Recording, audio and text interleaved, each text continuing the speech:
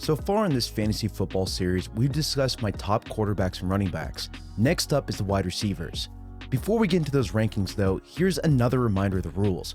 We'll be using a 12-team half PPR league as our setting, while our standard roster, including a flex spot, remains the same.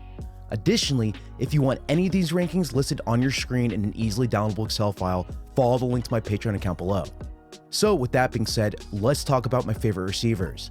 In your 12-man half PPR league, you are tasked with a difficult situation once the top 4 running backs are taken. This leads us with an important question about the dreaded 5th overall pick. What do you do if you have this selection? Do you dip into the second tier of running backs, or do you go somewhere else with your pick? Well, as you probably guessed, since this is the topic of today's video, I'm going wide receiver. In my first tier, I have the following players: Julio Jones, Davante Adams, and DeAndre Hopkins. All 3 are premier talents, and you honestly can't go wrong with any of them. Now, with that being said, I do have a preference towards Julio Jones. Ever since he was drafted back in 2011, he's been the focal point of this offense. He keeps getting it done. A freakish combination of size, speed, and route running, this dude is insanely good.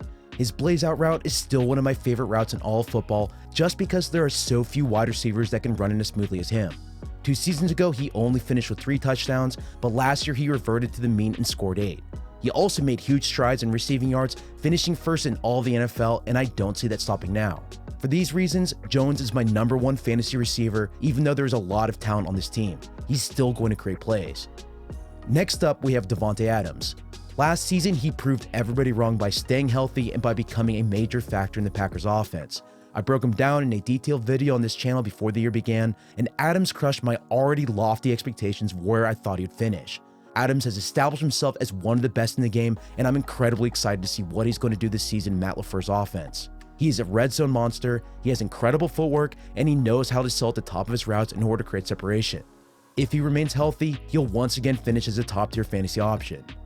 The last player in this tier is DeAndre Hopkins. Even though he's 3rd on my list, the difference between him and those other 2 in this tier is all incredibly small. He's an extremely talented route runner, and he's so physical at the top of his routes. He knows how to make plays. Now, I do think there's a legit case for him to be the #1 receiver this year in fantasy, and like I said before, I wouldn't blame you for taking him at 5th overall. If you can get any of these receivers, your team will automatically be a lot stronger. Before I get to my tier 2 wide receivers, Audible has generously agreed to sponsor the series. If you are like me and you enjoy good storytelling, Audible is your best source for audiobooks. They have a very easy to use app that is convenient for use at the gym while commuting or on the go. Audible gives you access to so many different titles and authors, among the best sellers to audiobooks on business to even audiobooks on sports, and they're all professionally narrated. Plus, once you choose your audiobook, it's completely yours. For me personally, and I've been a member going on 2+ years now, I love audiobooks on sports and how people create innovative ideas to change the games that we love. For example, I just listened to Astroball: The New Way to Win It All by Ben Ryder, and that audiobook was perfect. He details the behind-the-scenes process on how the Astros went from one of the worst teams in baseball to one of the best, and he does so in a very unique way. Honestly, I'm not even a fan of baseball, and the audiobook was simply great. And yes, there are definite takeaways to the world of football as long as you keep an open mind. So start listening today with a 30-day Audible trial. Your first audiobook plus 2 more Audible originals are free. Visit audible.com/Samuel or by texting Samuel to 500500. Again, that's audible.com/Samuel or by texting Samuel to 500500. Alright, we're back with tier 2. This tier includes the following 5 players. We have Michael Thomas, Juju Smith-Schuster, Mike Evans, Tyreek Hill, and Odell Beckham Jr. All 5 are excellent late first to mid-second round targets. If I end up with a top 4 running back and one of these players, that's a great foundation for my team.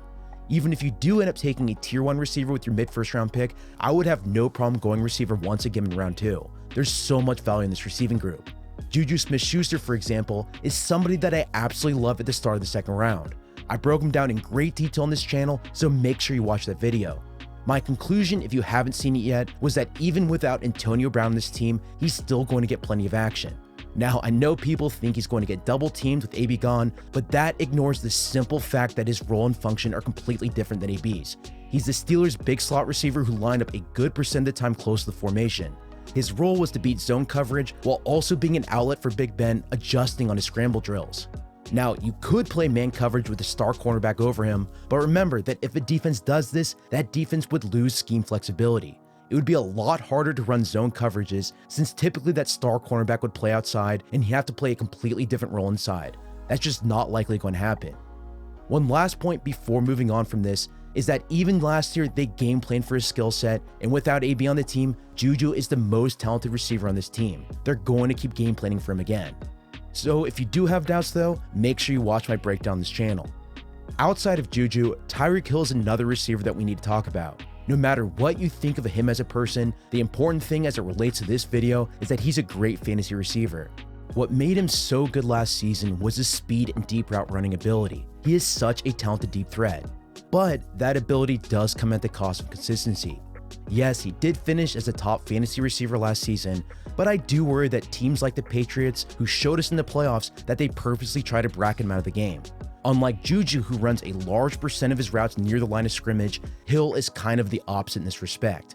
His roll and route tree push him at least 10 yards down the field on over 70% of his routes. Due to this fact, he might have to deal with the safety over the top while the defense lets newly drafted McCall Hardman get the one-on-one opportunities. This could eat into his upside.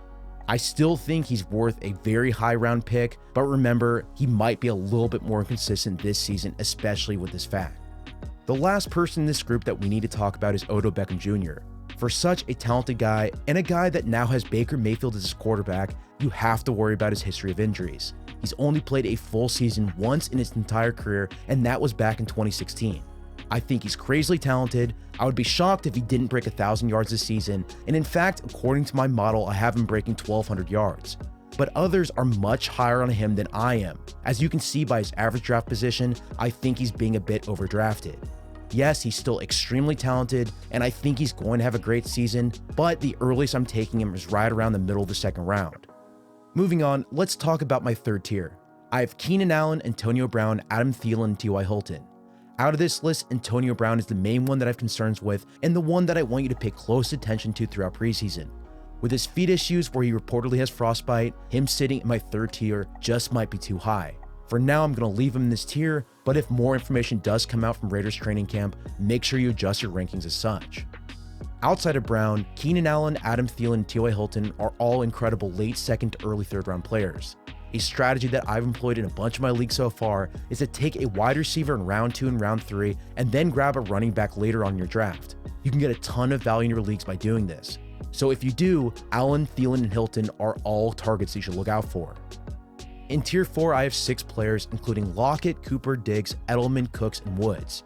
These are all wide receiver candidates for your team, and you can start grabbing them in the middle of the third round. Now, out of this list, there's probably one guy that really should stood out to you, and that's because he's not normally rated this highly. I'm talking about Tyler Lockett. Without Doug Baldwin on the Seahawks, I think he's extremely undervalued. He's going to play in the slot more often this season, and he's become a favorite of Russell Wilson over the past 2 years. Last season, Wilson and Lockett had the best completion rate over expected of any quarterback to wide receiver combination in the entire NFL. Their connection is ridiculous. Tyler understands the scramble rules of this offense, and he knows how to create deep separation for Wilson's deep balls. That's what makes him so valuable. Now, there is a legit concern that he'll regress from last season due to his insane high efficiency, but I still think he's worth a late third round pick based on his potential role. He's not going to be lining up nearly as much outside as he did before, and he's going to become a much bigger focal point of this offense. Moving on, and in tier 5, I have the following 4 players. We have Kenny Golladay, Cooper Kupp, Chris Baldwin, and Tyler Boyd. Out of these receivers, I think Boyd might offer the biggest upside of the group simply due to his new scheme. The fact that the Bengals just re-signed him means that they wanted him to be a bigger feature of this offense. Plus, with AJ Green's injury history, Boyd will only get more action. Out of any player in this tier and the next tier, Boyd might be my biggest sleeper. I would be comfortable using him as my wide receiver 2 or a strong flex this season, and if you can snag him in round 5, he's definitely worth that pick.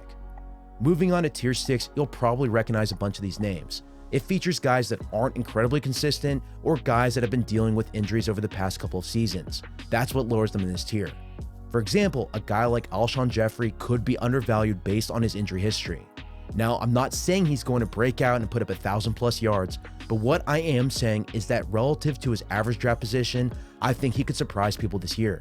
The Eagles now have Deshaun Jackson opening up the field, and I think that's only going to benefit Jeffery. But again, the earliest I'm going to take any player in this tier is in round 6. No reason to grab any of them before that. Before we move on from this tier, the only other player I'll point out is AJ Green. As I mentioned just a second ago, you just have to worry about his injury history. As of right now, it seems like he's likely going to miss the season opener against the Seahawks. If that's the case, you have to keep him down here in fantasy. For a guy that is a top 10 receiver purely based on talent, it's kind of sad that the number of injuries he's been dealing with recently. It's honestly a shame because he's such a talented player when healthy. So beyond the 6th tier that includes my top 29 wide receivers, the rest of these targets are flex or rotational players. D.D. Westbrook with Nick Foles throwing the ball could be a fun combo, while a guy like Robbie Anderson could give you a big performance here and there. They can all be useful depending on their weekly matchups. My advice for this group is that look out for a matchup against a bad defense, and then also look out if they're getting a higher share of targets on a week-by-week basis. Don't chase the 3-target, 1-touchdown type player that we all want. Instead, look for that stable, unattractive 5-catch, 40-yard player just to give yourself a decent floor. Now, looking through this list out of all these players, I honestly think Mohamed Sanu could be one of the more intriguing later-round prospects. He's currently going undrafted in many leagues, so if you can scoop him up in the 12th or 13th round, I have no problem storing him on my bench. Matt Ryan has plenty of targets to spread around, and even with Calvin Ridley becoming a bigger part of this offense, Sanu could still get a decent amount of action. And again, the worst thing that could happen here is that your 12th round pick doesn't perform and you end up cutting him. No harm to your roster. To wrap this up, and as I mentioned at the start of this video, I have all these rankings in an easily downloadable Excel file on my Patreon account. This includes the half PPR leagues, but it also includes a bunch of different settings like standard, full PPR, 3 wide receiver, and many more. These should all help you win your leagues. So make sure you click on the link at the bottom. Also, if you're a Patreon subscriber and you don't see your exact league settings, add a comment to my latest post and I'll try to add it in the next round of updates. My goal is to keep these rankings updated all throughout August into the first week of the regular season, so with just a minimum $1 month donation, you get access to all these files. Thanks again for watching, I really do appreciate it, and you can find me on Twitter at Samuel R. Gold.